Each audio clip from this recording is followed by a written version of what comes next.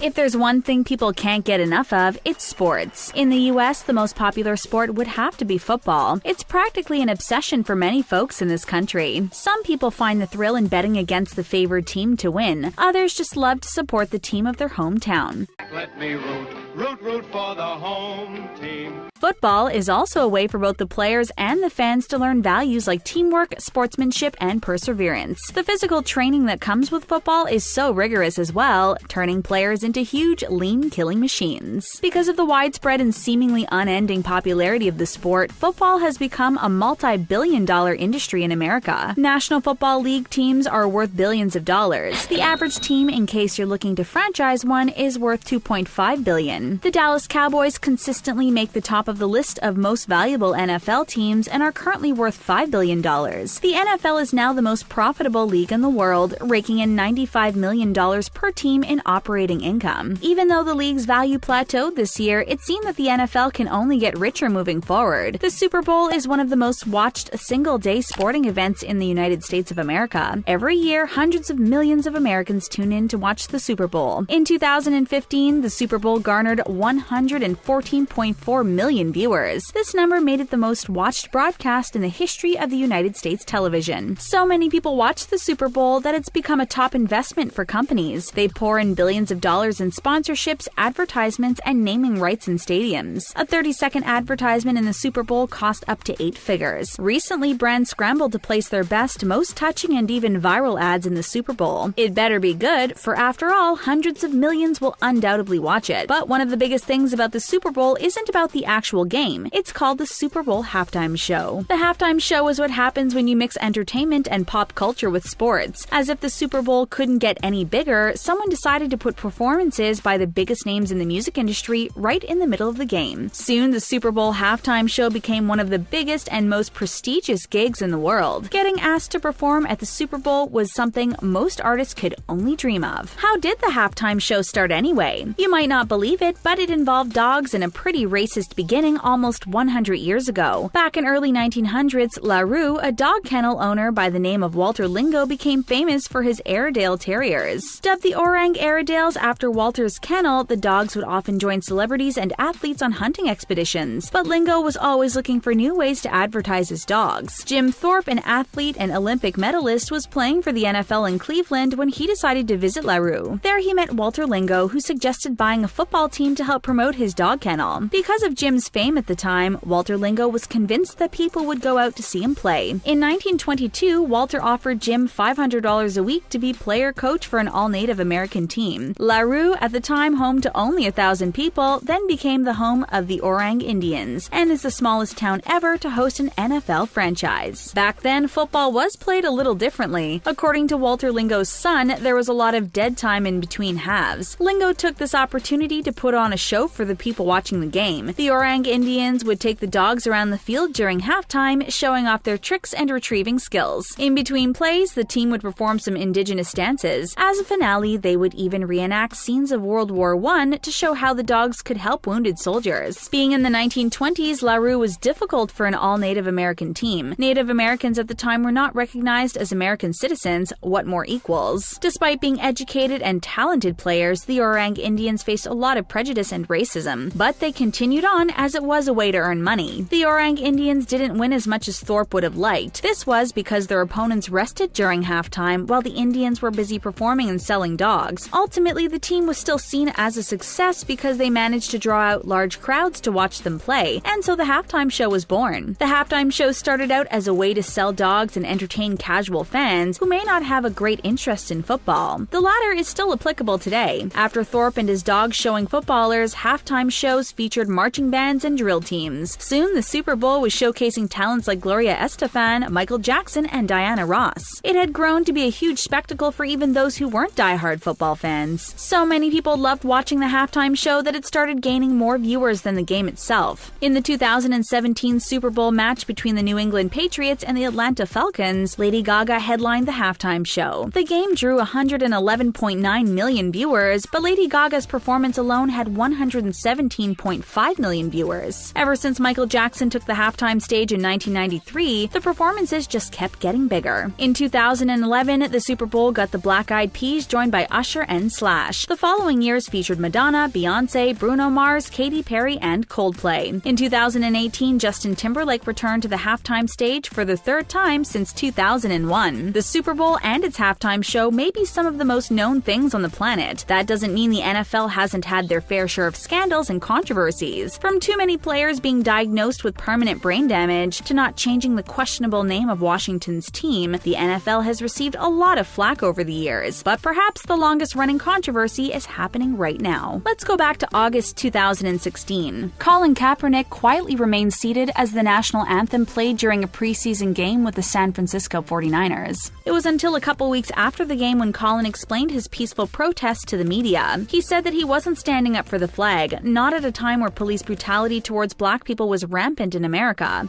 Not long after that, Kaepernick changed his position to a kneeling one to show more respect for veterans. The image of Colin and other football players taking a knee while the national anthem played became iconic. There were many critics among football fans, but it wasn't until President Trump addressed the issue that it really caught fire. During a campaign rally in Alabama, Trump expressed his wish that NFL players would get fired for kneeling during the anthem. For Trump and many other critics of the protest, kneeling during the flag was a blatant act of disrespect. But for Kaepernick, it was more than the flag in football. Believe in something, even if it means sacrificing everything.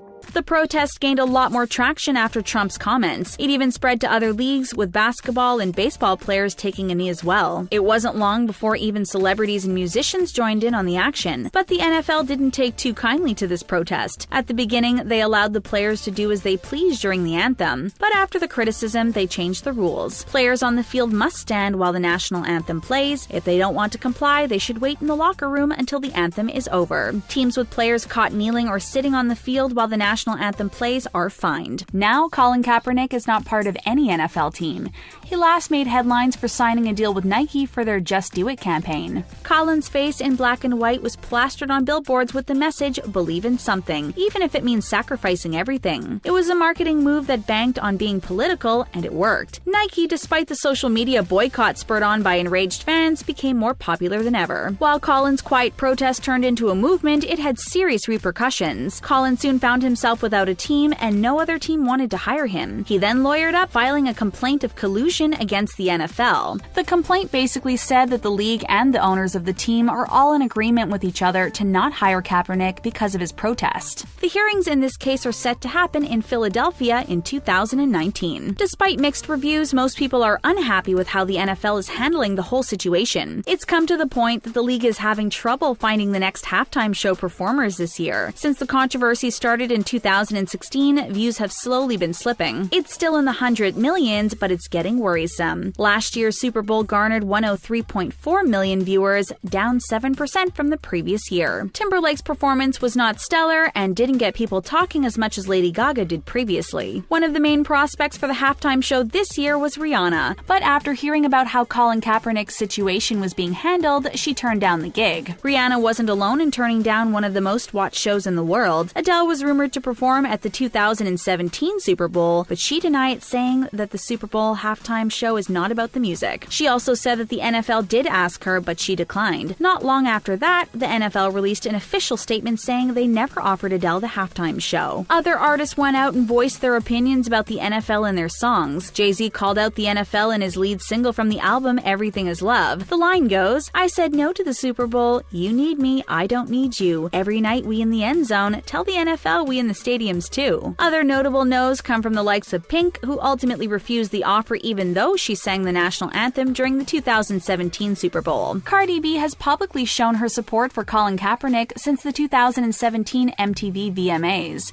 She bumped into TMZ paparazzi in February of 2018 and confirmed her stance. She won't be performing at the halftime show until Kaepernick is rehired. So far, the only one who's seemed to say yes to the NFL is Maroon 5. Since 2008, 2018, there have been on and off rumors about the band performing in this year's Super Bowl, but the league continued to have trouble finding other artists to join Maroon 5. Originally, Cardi B was supposed to join Adam Levine on stage for their song Girls Like You, but Cardi has since shut down that option. The only other prospect is none other than rapper Travis Scott. In late 2018, Travis Scott agreed to guest at the halftime show this year. His decision was met with a ton of backlash from fellow rappers in the industry, but according to Scott, he's doing the show because the NFL agreed to donate $500,000 to Dream Corps, a nonprofit that tackles social justice issues. But there was still one person who had a problem with this decision: Colin Kaepernick himself. Scott claimed that after speaking with Colin regarding taking the halftime show gig, they came out of the conversation with mutual respect and understanding. Colin's Hot 97 host girlfriend Nessa Diaz was quick to shut down the statement, saying there's no respect and no understanding for anyone who works against Kaepernick. As for now, Travis Scott and Big Boi are set to join Maroon 5 on the halftime stage on February 3rd. It seems that the NFL is in hot water with many influential people, from celebrities to other sports legends. If they don't clean up their act soon, it will only get harder and harder for them to find big names to perform at the halftime show. What do you think? Is Colin Kaepernick's protest enough reason to turn down the halftime show, or should music and politics be separated? Let us know your thoughts in the comments below. Give this video a thumbs up and don't forget to subscribe to our channel for more videos. Thanks for watching. We'll see you next time.